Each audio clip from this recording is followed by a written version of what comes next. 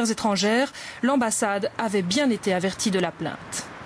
À Gaza, la population respire, si l'on peut dire. Après 22 jours de guerre, les bombardements israéliens ont cessé. Les Palestiniens qui rentrent chez eux découvrent des champs de ruines. Les secouristes, eux, cherchent des corps enfouis sous les décombres. Marianne Claric.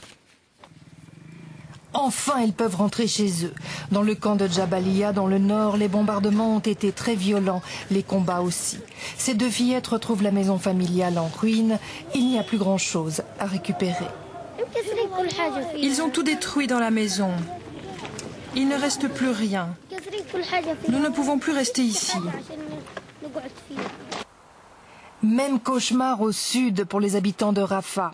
Eux, ils avaient fui un peu plus loin. Pour la première fois depuis le début de l'offensive, ils retournent dans leur foyer, ou plutôt dans ce qu'il en reste. Nous n'avons jamais vu de telle destruction. Ils ont tout détruit, ils n'ont rien laissé. Selon les Palestiniens de Gaza, plus de 4000 maisons ont été détruites. Tout est démoli ici. Tout est démoli. Je me demande quelle sorte de pouvoir peut faire cela. L'offensive est terminée, alors on peut chercher les corps sous les décombres. Hier, les secouristes en ont retrouvé une centaine, apparemment des activistes. Le décombre macabre continue, fouille à main nue pour récupérer les restes de ceux que l'on n'a pas pu sauver pendant les combats.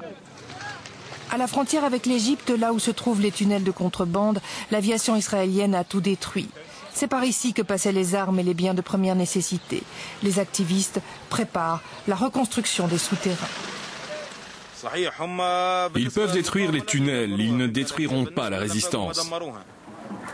Écrasé par l'offensive israélienne, Gaza retrouve un semblant de normalité.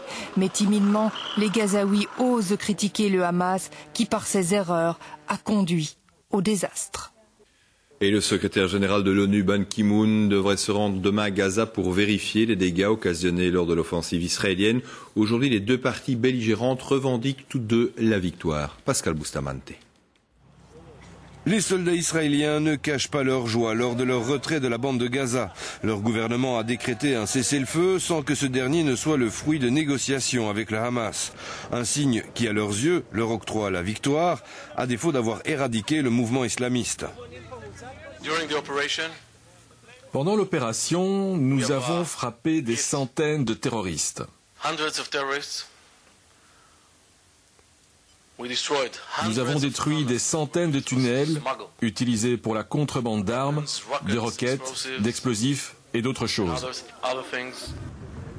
La victoire est également revendiquée par le Hamas. Alors que les Israéliens affirment avoir tué plus de 500 combattants palestiniens, le Hamas ne reconnaît que 48 pertes dans ses rangs armés, ce qui équivaut à ses yeux à un succès militaire, politique et moral. Le mouvement exige le retrait des troupes israéliennes. Nous soulignons la nécessité du retrait de l'armée israélienne de la bande de Gaza, un retrait complet, sans condition, l'ouverture des points de passage et la fin du siège.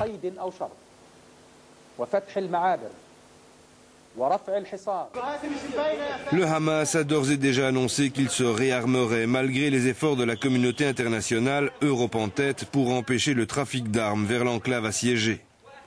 Au Koweït, c'est un sommet de solidarité interarabe avec le peuple palestinien de Gaza qui se tient.